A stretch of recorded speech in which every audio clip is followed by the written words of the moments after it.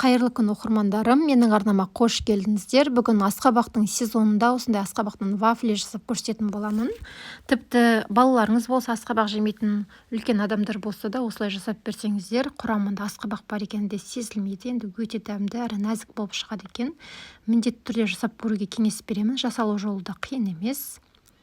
Әрі пайдалы тамақтанып жүрсеңіздер, кәдімгі ұнның орнына күрішін немесе басқа да ұнды қоссаңыздар болады. Ең алдымен асқабақтан осындай пюре жасап алатын боламыз. Духовкада немесе мантаваркада пісіріп, осылай блендермен езіп аламыз. Одан кейінгі кезекте ұнымызға қопсытқышты қосып араластырып аламыз. Енді ыдысымызға 2 жұмыртқаны салып, оның үстіне қантты салып араластырып аламыз.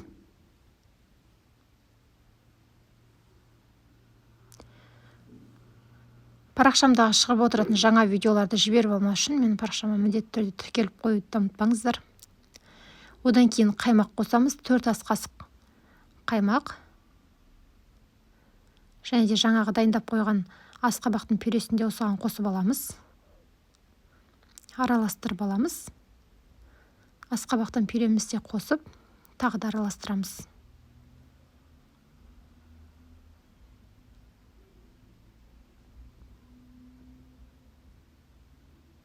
Жаңағы дайындап қойған ұнымызды да салып аламыз.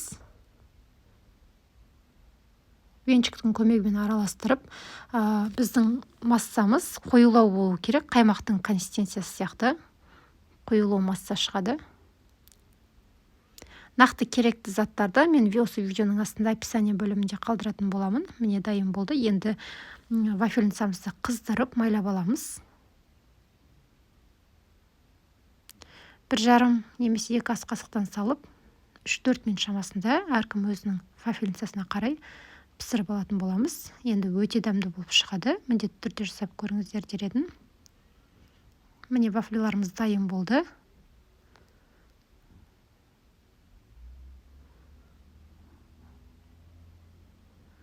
Осылай жасап көріп жатсаңыздар, осы рецептпен менің парақшамның астында, осы видеоның астында комментарий қалдырып кетсеңіздер де болады. Қалай шыққан, сіздерге ұнады ма, ұнаған жоқ па, соны